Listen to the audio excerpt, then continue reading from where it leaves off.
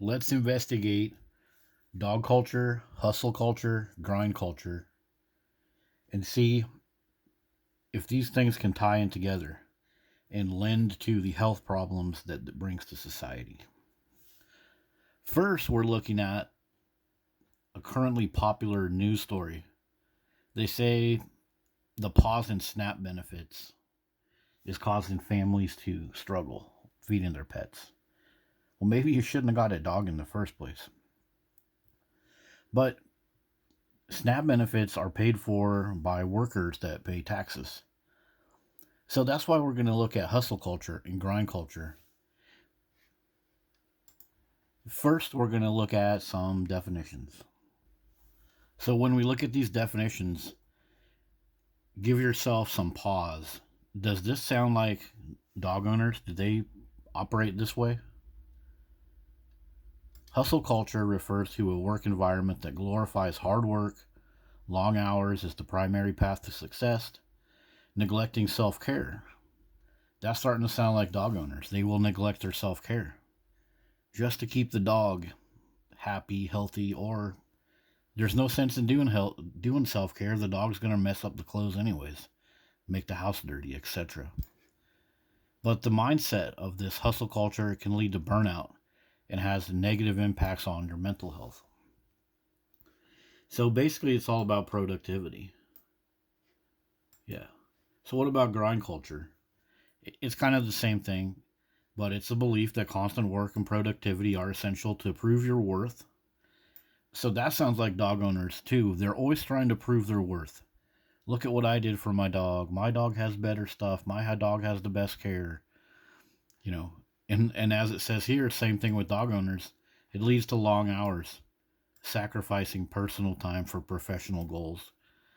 Well, the professional goal of a dog owner is to have the most spoiled dog, the most dogs, and stuff like that.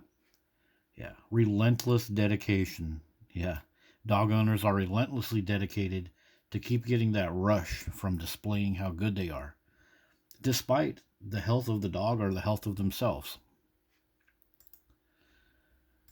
So, another thing that's part of this with the dog culture and the hustle and grind, there's this virtue signaling thing where people think it's like cool to not complain.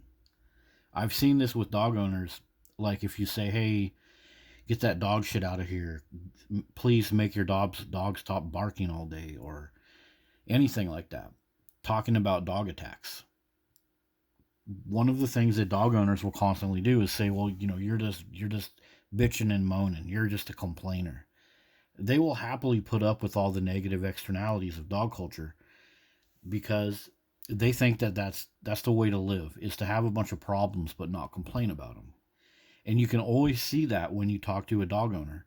One of their go-to logical fallacies is to say something like, "Well, you just got bit by a dog, so you're just afraid." Or they will talk about a dog sitter that was nearly mauled to death, but she still got dogs afterwards. And they'll say, "Well, she got nearly killed by dogs and she still loves dogs, so what's your problem? Quit complaining." And this is a commonly known thing too, the virtue signaling by choosing not to voice their legitimate complaints. People that don't like dogs will do this too. They know something bad's going on, like at the park or in the store, and there's a bunch of dogs in shopping carts, but they don't want to say anything. They don't want to cause a ruckus. And one of the things that it does, it makes you appear selfless. Like, "Oh, I'll give up some more time for someone else's dog. Okay." Yeah.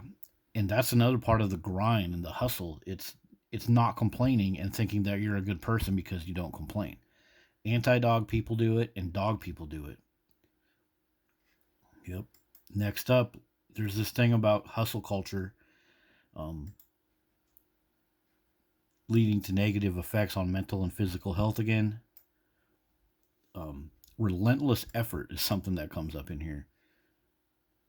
That reminds me of dog owners. It's a relentless effort on their part. Just owning the dog is a relentless effort. They constantly have to do stuff for the dog. Get up at night. Get up at 3 a.m. The dog's barking. Get up at 2 a.m. The dog needs to go to poop poops. Constantly having to do stuff for their dog constantly having to work for their dog. And like it says here, it's a relentless effort. There's never a time when the dog owner is sitting there and the dog is going to come up and say, "Hey, you know what? You've been working so hard. Why don't you take a day off and I'll go into work for you." Nope, nope, nope, nope.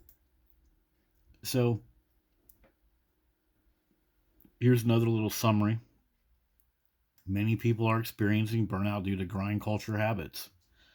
Grind culture habits are dog culture habits. Working extra hard to take care of your dog, working extra hard for vet bills, working extra hard just for ownership, the habits. It's all about the habits that you develop, the habits that you end up getting little dopamine hits from. Doing stuff for your dog, not complaining, working extra hard, just grind, work harder, nobody cares. They'll wear t shirts that say that. And this puts your personal well being, as it mentions right here, it puts that at like second priority. It's not good. So, as it says, again, this relentless pursuit of success can lead to chronic stress. The relentless pursuit of success for a dog owner is to own more dogs, to spend more money on their dogs.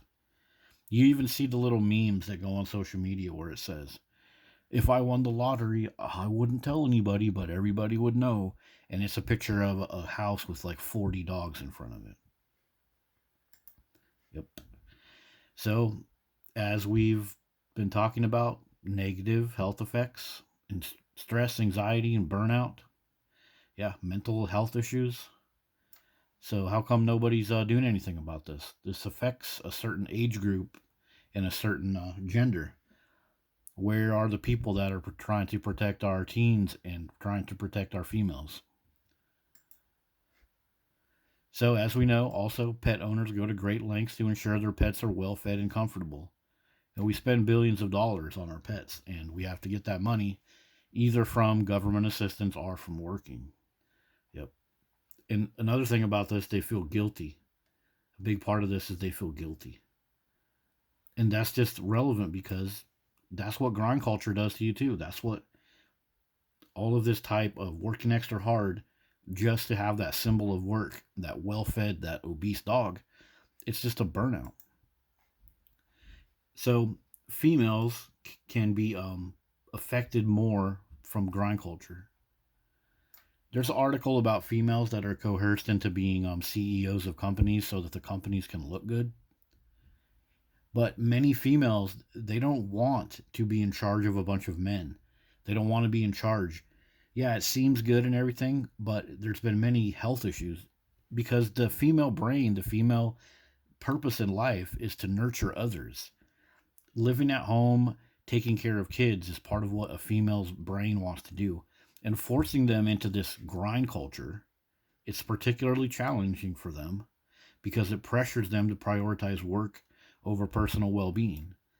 And it's the same thing with dog ownership. We're forcing them to prioritize, adopt another dog, work more, especially female veterinarians who have a high level of suicide. Yeah. So where are the feminists on this? Where are the groups out there that say they want to protect women, women's rights? Where are all the people that talk about toxic masculinity all the time? How about toxic grind culture so that we can worship dogs? What about that? Yeah. So here's some things about grind culture. You feel disappointed when you don't do things perfectly. That's dog owners. They're constantly worried that they didn't do enough for their dog. Their dog doesn't have the cool stuff that their friend's dog have. Their friends took their dog to the coast and the amusement park and the barber shop and the store, but they went on a date with their husband. Oh, they feel guilty. Yeah, it's just like number 4 right here. You feel like you're not doing enough in life when you compare yourself to friends or colleagues. Yeah, that's the same thing with the dog owners. They're always, "I didn't do enough. I'm guilty. I just feel guilty." And now let's hit up on capitalism and communism. To me, dog culture is akin to communism because it has a big control over us, like our millions of financial decisions that we make daily, for example. But as it says here, grind culture supports capitalism. Sure, because we're doing all this stuff for goods and services and labor. But here's something else. In communism, everybody's supposed to meet the needs of the community rather than for profit. Well, you see, we're not actually making a profit off dog culture. We're working our asses off to buy stuff for dogs and have more and more veterinarian clinics, more and more dog parks, more and more dog owners with multiple dogs in their household getting tons and tons of food stamps. We are all paying for dog culture as a community. We all pay for this. And we don't get a profit. So I don't see this as capitalism because we're really not making a profit. We're creating a generation of freeloading dogs that will never work. They'll never put a tax dollar back into the SNAP program that their owners rely on. Dogs rely on their owners. The owners are relying on SNAP, but the dog will never grow up and pay back into that tax system. So, dog culture is a lot more like communism. It makes us all pay for everything. So, here's the thing about the guilt.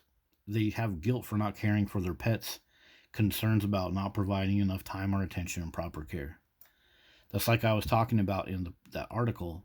These are some of the feelings that are right along with grind culture, hustle culture. These are the same things that are happening to dog owners because they never do enough. They're just you got to work harder to get more dogs. And dog owners compare how they spoil their dogs to others, making others feel guilty or bragging about their level of indulgence. So it's kind of like a two-way thing. Many dog owners brag all the time. Then the other dog owners, they're guilty. Like, oh no, so and so, that celebrity, she has a $40,000 will for her dog when her dog dies, and she does all this genetic test for her dog. I gotta go do that too. I better pick up another shift. Oh, yeah, it's right along there with the grind and hustle culture. And dog owners themselves experience burnout. We don't even have to directly compare this to the other cultures. One of the things they do is they get too many dogs, and it leads to overwhelming responsibilities and emotional strain. Wow, that sounds just like the hustle culture. And also, this is bad for the dogs because we end up with dog hoarding situations. They try to hustle and grind their way into owning all these dogs, and they simply can't do it. Why?